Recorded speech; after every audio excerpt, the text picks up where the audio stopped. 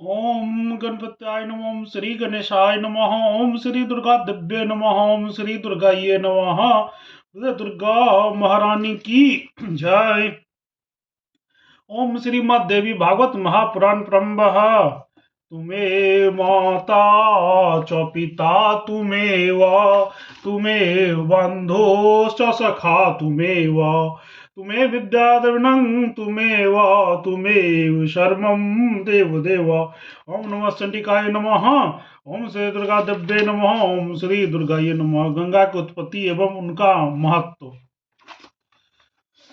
नारद जी बोले, हे वेद वेताओं में श्रेष्ठ पृथ्वी का यह परम मनोहर उपाख्यान मैंने सुन चुका। अब आप गंगा का उपाख्यान कहिए। सुरेश्वरी विष्णु स्वरूपा और स्वयं विष्णुपति इस नाम से विख्यात हुए श्रेष्ठ गंगा प्राचीन काल में सरस्वती के साथ से भारतवर्ष में किस प्रकार, किस युग में तथा किसके द्वारा प्रार्थित और प्रेरित होकर गई। मैं इस पापनाशक पुण्यप्रद तथा मंगलकारी प्रसंग को क्रम से सुनना चाहता हूँ। श्री नारायण बोले, हे नारद, राजेश्वर श्रीमान सगर सूर्यवंशी राजा हो चुके हैं। विदर्भी तथा शब्या नामों वाली उनकी दो मनोहर भार्याएं थी। उनकी शब्या नामक पत्नी से अत्यंत सुंदर एवं कुल की वृद्धि करने वाला एक पुत्र उत्पन्न हुआ जो असमंजस इस नाम से विख्यात हुआ। उनकी दूसरी पत्नी वेदवीर ने पुत्र की कामना से भगवान शंकर की आराधना की और शिव जी के वरदान से उसने गर्भ धारण किया। पूरे 100 वर्ष व्यतीत हो जाने पर उसने एक मांस पिंड को जन्म दिया और उसे देखकर तथा शिव का ध्यान करके वो बार बार ऊंचे स्वर में विलाप करने लगी। तब भगवान शंकर ब्राह्मण का रूप धारण करके उसके पास गए। उन्होंने उस मांस पिंड को बराबर बराबर 60,000 भागों में विभक्त कर दिया। वे सभी टुकड़े पुत्र रूप में हो गए। वे महान बल तथा पराक्रम से संपन्न थे। उनके शरीर की क्रांति ग्रीष्म ऋतु के मध्यकालीन सूर्य की प्रभाव को भी तिरस्कृत कर देने वाली थी। कपिल मुनि के शाप से वे सभी जलकर भस्म हो गए। यह समाचार सुनकर राजा सागर बहुत रोए और वे घोर जंगल में चले गए। तदंतर उसके पुत्र असमंज गंगा को लाने के निमित्त तपस्या करने लगे। इस प्रकार 1,00,000 वर्ष तक तप करने के पश्चात वे काल युग से मर गए।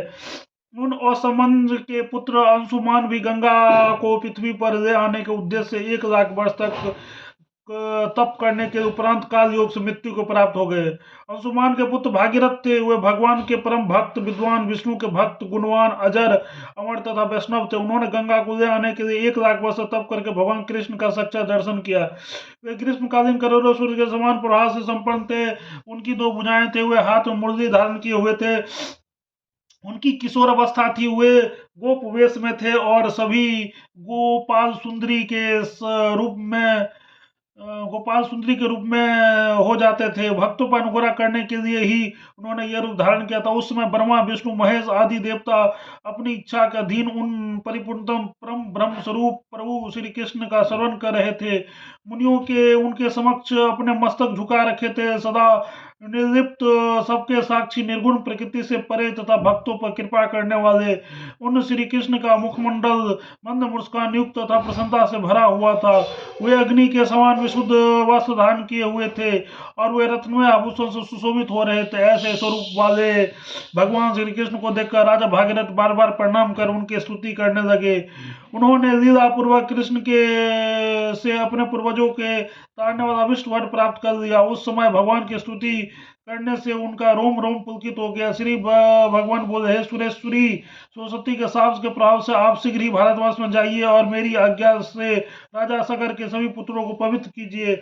आपसे स्पर्शित वायु का संयोग पाकर वे पवित्र हो जाएंगे और मेरा स्वरूप धारण करके दिव्य रथ पर आरूढ़ होकर मेरे लोक में प्राप्त होंगे। वे जन्म जन्मांतर के लिए किए गए कर्मों के फलों का समूल उच्छेद किए करके सर्वथा निर्विकार भाव से युक्त होकर मेरे पार्षद के रूप में प्रतिष्ठित होंगे। श्रुति में ऐसा कहा गया है कि भारतवर्ष से मनुष्यों के द्वारा करोड़ों जन्मों में किए हुए दुष्कर्म के परिणाम स्वरूप जो भी पाप संचित रहता है वो गंगा की वायु के स्पर्श मात्र से नष्ट हो जाता है।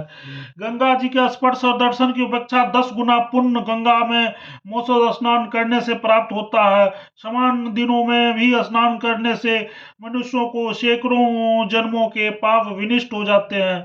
ऐसा श्रुति कहती है। इच्छा पूर्वक इस जन्म में किए गए तथा अनेक पूर्व जन्म में संचित जो कुछ भी मनुष्यों के ब्रह्म हत्या आदि पाप है वो सब मौल स्नान करने मात्र से नष्ट हो जाते हैं। हे विप्र, नारद पुण्यप्रद दिनों में गंगा स्नान होने वाले पुण्य का वर्णन तो वेद भी नहीं कर सकते हैं। आगम शास्त्र में जो विद्वान है वे आगमों के प्रतिपादित कुछ फल बताते हैं। ब्रह्मा विष्णु शिव आदि देवता भी पुण्यप्रद दिनों का स्नान का संपूर्ण फल नहीं बता सकते हैं। सुंदरी, अब समान दिवसों में संकल्प पूर्वक किए गए स्नान का फल सुनिए।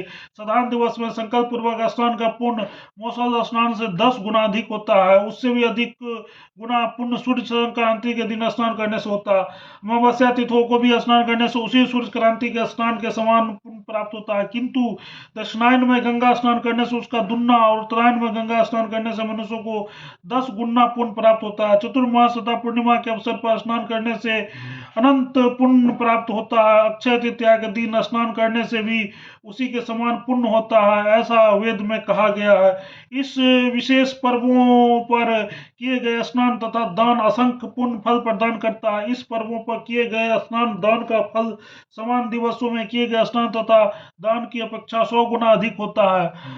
मनंतरादि तथा युगादि तिथियों में माघ शुक्ल सप्तमी, विष्टाष्टमी, अशोकाष्टमी, रामनवमी तथा नंदा तिथि को दुर्लभ गंगा स्नान करने से उससे भी दुना फल मिलता है। गंगा दशहरी के 10वीं तिथि को स्नान करने से युगादि तिथि में तुल और वरुणी पर्व पर स्नान करने से नंदा तिथि के तुल फल प्राप्त होता है। महावरुणी आदि पर्वों में स्नान करने से उससे 4 गुना पुण्य प्राप्त होता है। महावरुणी पर स्नान करने से उससे भी 4 गुना और समान स्नान की अपेक्षा करोड़ गुना पुण्य प्राप्त होता है। चंद्र ग्रहण तथा सूर्य ग्रहण के अवसर पर स्नान करने से उससे भी 10 गुना पुण्य मिलता है। अर्धो काल में स्नान करने से उससे भी 100 गुना फल प्राप्त होता है। गंगा और भागीरथ के समाचार सागर का देवेश्वर श्री हरि चुप हो गए। तब गंगा भक्ति भाव से अपना मस्तक झुकाकर कहने लगी। गंगा बोली, हे नाथ, हे नरेंद्र, भारती के पूर्व साप तथा साथ ही आपकी आज्ञा तथा भागीरथ की तपस्या के कारण इस समय भारत में जा रहे हैं, पर वो वहां जाने पर पापी लोग मुझे स्नान करके अपने जो कुछ भी पाप दे देंगे वो मेरे पास किस प्रकार नष्ट होंगे तथा उसका उपाय मुझे बताइए। देवेश, मुझे भारतवर्ष में कितने समय तक रहना पड़ेगा और पुनः भगवान विष्णु के परम धाम को मैं कब प्राप्त होऊंगी। हे सर्ववित, हे सर्वांत रात, हे सर्वांत रात्मन, हे सर्वज्ञ, मेरा अन्न जो भी अभिलाषित है वो आप जानते ही आता है, पर वो मेरे उन अभिष्टों को पूर्ण होने का उपाय बता दीजिए। श्री भगवान बोले, हे गंगे, हे सुरेश्वरी, मैं तुम्हारी समस्त इच्छाओं को जानता हूँ। वहां भारतवर्ष में लवण समुद्र नदी स्वरूपनी तुम्हारे पति होंगे, वे मेरे ही अंश स्वरूप है तथा तुम साक्षात लक्ष्मी स्वरूपनी हो। इस प्रकार पृथ्वी पर एक गुणवान पुरुष के साथ एक गुणवती स्त्री का मेल बड़ा ही उत्तम होगा। भारतवर्ष में सरस्वती आदि जो भी नदियां उस सब में कीड़ा की दृष्टि से लवण समुद्र के लिए तुम्ही शाब्दिक सौभाग्यवती होगी। हे देवेशी, इस समय कलयुग के 5000 वर्ष तक तुम सरस्वती के साथ से भारतभूमि से रहना होगा। हे देवी, रसिका स्वरूपनी तथा रसिक राज लवण समुद्र से संयुक्त होकर उसके साथ एकांत में सदा विहार करोगी। भारतवर्ष में रहने वाले सभी लोग भक्तिपूर्वक तुम्हारी पूजा करेंगे, भागवत द्वारा रचित स्तोत्रों से तुम्हारी स्तुति करेंगे। जो कौन शाखा में बताएगी ध्यान विधि से तुम्हारा ध्यान करके तुम्हारी पूजा तथा स्तुति और तुम्हें नित्य प्रणाम करेगा, उस अस्मक यज्ञ का फल प्राप्त होगा। जो मनुष्य 100 योजन दूर से भी गंगा गंगा इस प्रकार उच्चारण करता है वह सारे पापों से मुक्त हो जाता है तथा विष्णु लोक को प्राप्त करता है। हजारों पापी व्यक्तियों के स्नान से जो पाप तुम्हें प्राप्त होगा वो मूल प्रकृति देवी भुवनेश्वरी के भक्तों के स्पर्श मार्ग से विनिष्ट हो जाएंगे। हजारों पापी प्राणियों के सबके स्पर्श से जो पाप तुम्हें लगेगा वो भगवती के मंत्रों की उपासना करने वाले पुण्यात्मा भक्तों के स्नान से नष्ट हो जाएगा। हे शुभे, तुम सरस्वती आदि श्रेष्ठ नदियों के साथ भारतवर्ष में निवास करोगी और वहां प्राणियों को पाप मुक्त करती रहोगी। जहां तुम्हारे गुणों का कीर्तन होगा वह स्थान तत्काल तीर्थ बन जाएगा। तुम्हारे रजकन का स्पर्श मार्ग हो जाने से पापी भी पवित्र हो जाएगा और उन रजकनों की जितनी संख्या होगी उतने वर्षों तक वह निश्चित रूप से देवी लोक में निवास करेगा। जो मनुष्य ज्ञान तथा भक्ति से युक्त होकर मेरे नाम का स्मरण करते हुए तुम्हारे जल में अपने प्राणों का त्याग करेंगे वे श्री हरि के लोक में जाएंगे, तो वहां पर दीर्घ काल तक उनके श्रेष्ठ पार्षदों के रूप में प्रतिष्ठित होंगे और वे असंख्य प्रकृति के प्रलय देखेंगे। महान पुण्य से किसी मृत प्राणी का शव तुम्हारे जल में आ सकता है। जितने दिन तक उसी स्थिति तुम्हारी में रहती है उस समय तक वो वैकुंठ में वास करता है। तदनंतर जब वो अनेक शरीर धारण करके तुम कर्मों का फल भोग चुकता है तब मैं उसे सारूप मुक्ति दे देता हूँ और उससे अपना पार्षद बना देता हूँ। यदि कोई ज्ञानी मनुष्य भी तुम्हारे जल का स्पर्श करके प्राणों का त्याग करता है तो मैं उसे सलोक मुक्ति प्रदान कर देता हूँ और उसे अपना पार्षद बना देता हूँ। अथवा तुम्हारे नाम का स्मरण करके कोई व्यक्ति अन्यत्र कहीं भी यदि प्राण त्याग करता है तो मैं उसे सलोक मुक्ति प्रदान करता हूँ और ब्रह्मा की आयु पर्यंत मेरे लोक में निवास करता है। इस प्रकार यदि कोई मनुष्य तुम्हारे नाम का स्मरण करके अन्यत्र किसी भी स्थान पर प्राण त्याग करता है तो मैं उस स्वरूप मुक्ति प्रदान करता हूँ और वो असंख्य प्रकृति प्रलय देखता है। तदनंतर बहुमूल्य रत्नों से निर्मित विमान में बैठकर वह मेरे पार्षदों तथा गोलोकों में जा पहुंचता है और निश्चय ही मेरे तुल्य हो जाता है। प्रतिदिन मेरे मंत्र की उपासना तथा मेरा नैवेद्य ग्रहण करने वाले भक्तों के लिए तीर्थ अथवा और तीर्थों में मृत्यु को प्राप्त होने में कुछ भी अंतर नहीं है। मेरा ऐसा भक्त तीनों लोगों की सहजता पूर्वक पवित्र करने से समर्थ होता है। अंत में मेरे हुए भक्त बहुमूल्य रत्नों से निर्मित विमान पर आरूढ़ होकर गोलक में जाते हैं। साथ ही मेरे भक्त जिनके बांधव हैं वे साथ तथा उनके पशु आदि भी रत्न निर्मित विमान से अत्यंत दुर्लभ गोलक में चले जाते हैं।